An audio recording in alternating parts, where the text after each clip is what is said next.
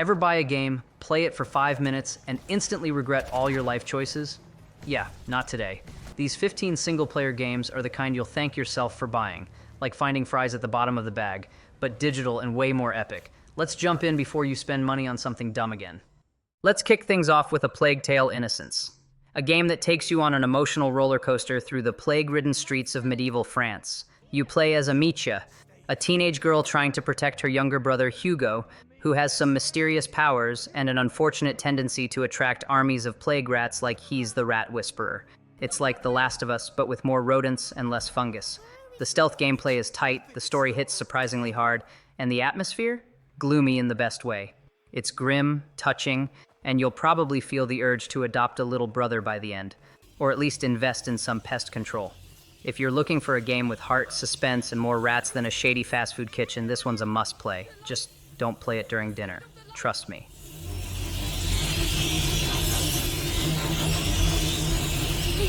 It's a nightmare! We have to get back outside, Amicia! I know! Keep moving! Next up, Atomic Heart, or as I like to call it. What if BioShock and Fallout had a weird Soviet baby who drinks too much energy drink? Set in an alternate universe USSR where science went off the rails and then jumped back on the rails with rocket boosters, you fight rogue robots, insane experiments, and yes, even mutant plants that would make your houseplants file a restraining order. The combat is wild. One moment you're electrocuting robots, the next you're swinging a wrench like you're auditioning for a Soviet version of Whack-A-Mole.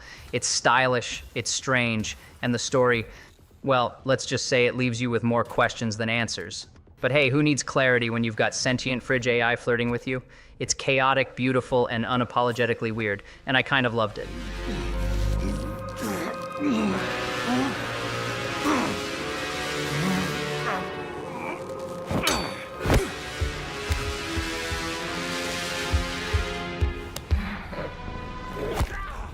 Avatar: Frontiers of Pandora lets you live your best Na'vi life, flying across vibrant alien landscapes and bonding with nature like a 10-foot-tall space elf. Honestly, it feels less like a game and more like a vacation. If your vacation included dodging bullets, riding dragon birds, and dealing with angry corporate invaders trying to burn down your sacred forest, the visuals are absolutely stunning. Like, pause the game just to stare at a tree kind of stunning. It plays a bit like Far Cry, so you know the drill. Outposts, crafting, sneaking through tall grass, but with a massive floating mountain on top. And while the story won't exactly win an Oscar, it's the kind of immersive world you want to get lost in. Plus, there's something deeply satisfying about smacking military drones with a big glowing stick while yelling in Na'vi. Inner peace meets outer chaos.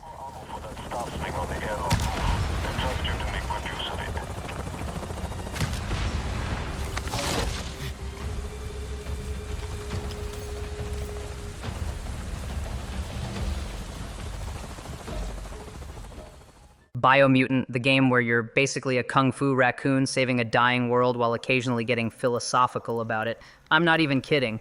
You play as a fuzzy, customizable creature armed with a mix of swords, guns, and some serious Dr. Seuss-level narration. The world is bright, post-apocalyptic, and oddly charming, like if Fallout took a yoga class and went vegan. The combat is fun once you get the hang of it, and the crafting system is so deep you could probably build a blender that also serves tacos. It's not a perfect game. The narration can get a bit much, especially when it interrupts your epic battle to explain why that tree is sad, but it's got so much quirky heart. If you like games that are weird, colorful, and full of mutant pandas with attitude, Biomutant is worth a spin. Just be ready to hear Twist of Fate 100 times. Evolution has its ways. Not going to happen with your key energy level.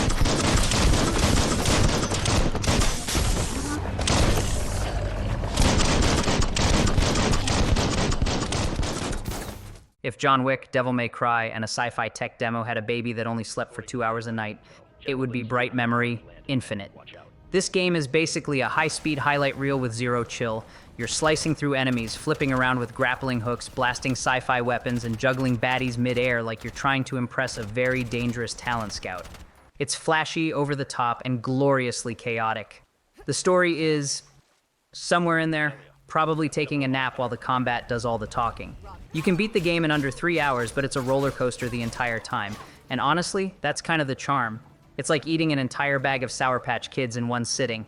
Intense, a bit messy, but oh so satisfying. Plus, for a game made by like 2 people, it's seriously impressive. If you want style, speed, and sword-swinging sci-fi nonsense, this is your jam.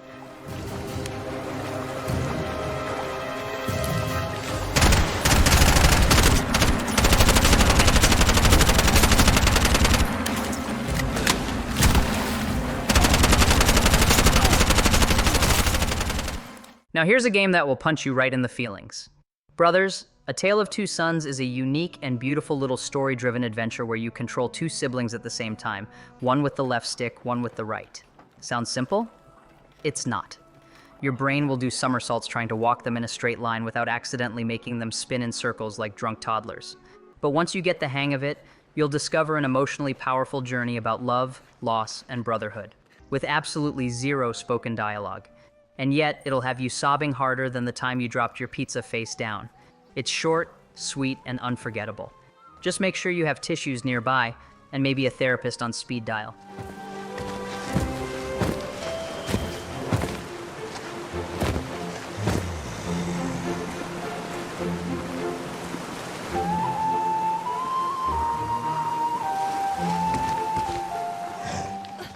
Children of the Sun is what happens when someone makes a game and says, you know what this needs? Some cults, some chaos, and a lot of bullets with attitude.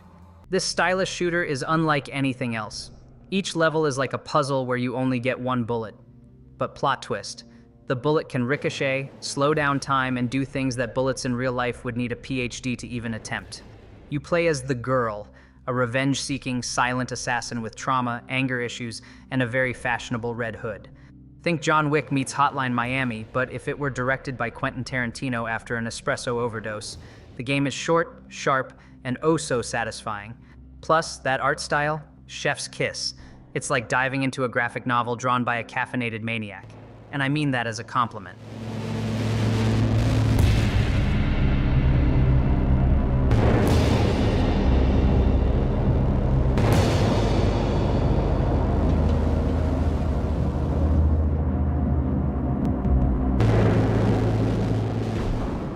If stealth games and philosophical sci-fi had a secret love child, it would be Echo. You play as N, a mysterious space traveler waking up an ancient palace filled with creepy clones that learn everything you do. Yup, the enemies literally echo your actions. So if you sprint, shoot, or hide, they'll copy you in the next cycle. Meaning if you go full Rambo, they'll come back like tiny Terminators with your exact moves. It's like fighting 50 angry mirrors. And trust me, it gets freaky fast. The setting is jaw-droppingly gorgeous and mysterious, and the gameplay forces you to think before you act, or else you'll get outplayed by yourself. It's deep, atmospheric, and low-key a metaphor for overthinking your every move, just like me at a social event.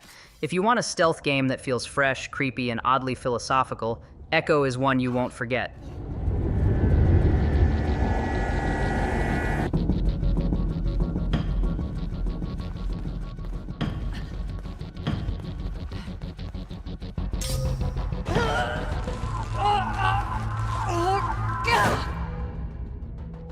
Imagine Inside meets Portal, but through the dreamy lens of a young girl's subconscious. That's Ever Forward for you. You play as Maya, a child trapped in a strange, puzzle-filled limbo world, trying to piece together her memories 1 cube at a time. The puzzles range from, clever, to, what even is reality anymore? All while sneaking past these eerie robot sentries who definitely skipped customer service training. The real world and the dream world blur beautifully, with soft visuals and an ambient soundtrack that will lull you into a false sense of calm right before the next mind-bending brain teaser fries your neurons. It's haunting, heartfelt, and occasionally makes you question whether Maya needs help, or if you do. A hidden indie gem with big emotional vibes and some puzzles that will make you Google things at 3 a.m.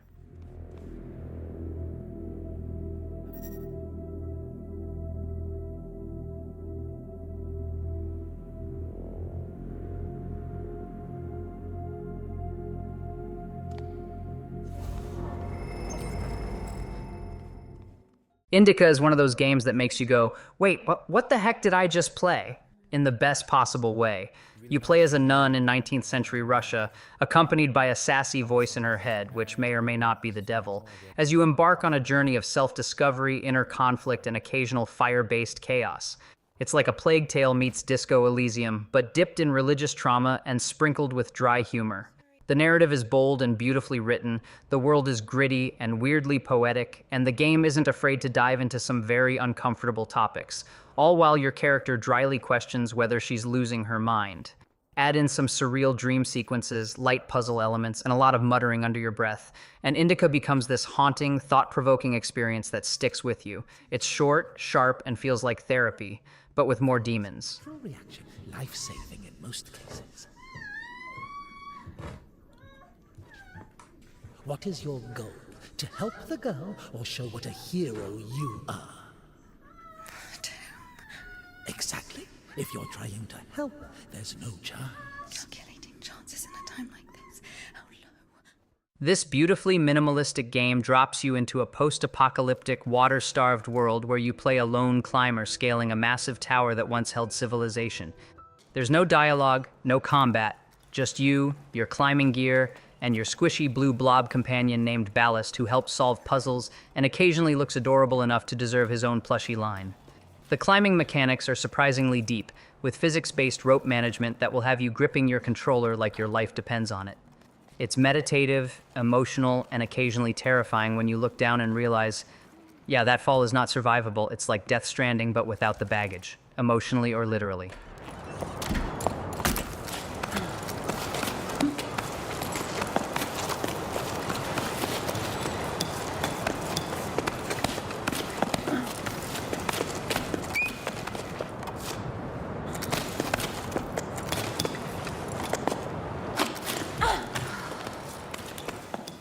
If Lord of the Rings and Assassin's Creed had a baby raised by Arkham combat mechanics and fed only on pure adrenaline, it would be Middle-earth, Shadow of War, you're Talion, a human ranger possessed by a wraith, and you're here to do one thing: absolutely wreck every orc who breathes in Mordor.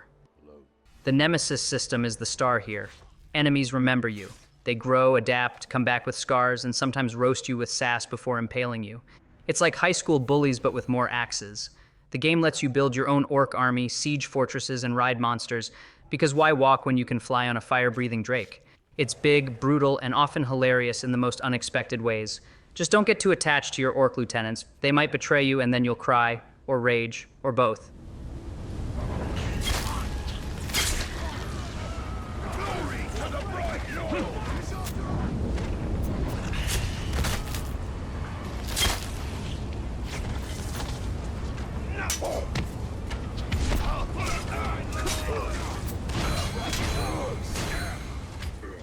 Neva is shaping up to be the kind of game that turns grown adults into puddles of emotion. The art is drop-dead gorgeous, think Studio Ghibli with a darker twist. And the vibe? Melancholic magic. The bond between you and your wolf companion will evolve over time, and if that doesn't scream, cry now, I don't know what does. Expect environmental puzzles, emotional storytelling, and a soundtrack that'll make you feel like you've just watched a Pixar movie on your worst day.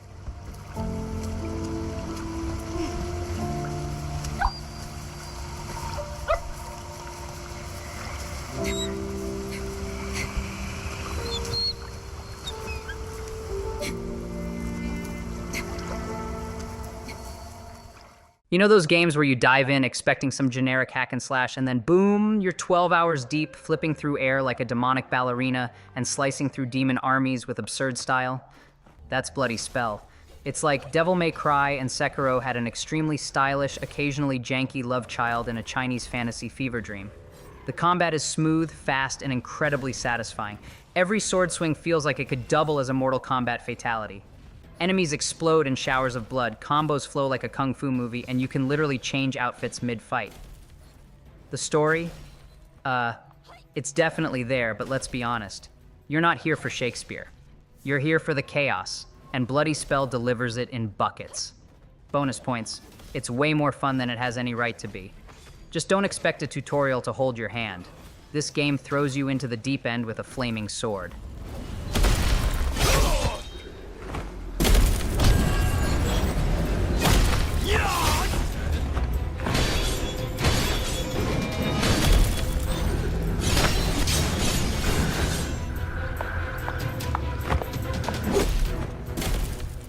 Let's wrap things up with a criminally underrated gem, Remember Me. Set in Neo-Paris, which sounds futuristic and fancy, you play as Neelan, a memory hunter with amnesia. Yes, it's very, I forgot who I am, but trust me, she makes Jason Bourne look like he's playing on easy mode. The coolest mechanic? Memory remixing. You literally go inside people's minds and edit their memories like you're cutting a YouTube video in their brain. It's wild, creative, and a little terrifying. The combat is stylish and customizable, and while the controls aren't always perfect, the world building is absolutely top tier.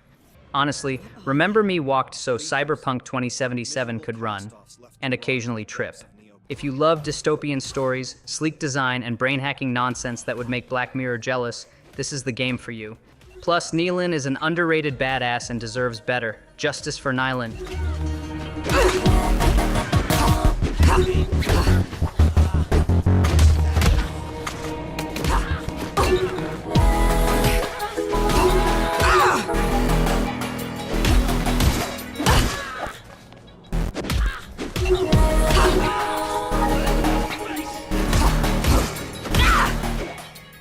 And there you have it, 15 single-player games that won't break your heart or your controller. If you made it this far, congrats. Your backlog just grew by 300%. Smash that like button like it owes you XP, subscribe for more gaming goodness, and let me know in the comments which game you're grabbing first, or which one already ruined your sleep schedule. Until next time, keep playing, keep pausing for snacks, and remember, friends come and go, but single-player games, they're forever.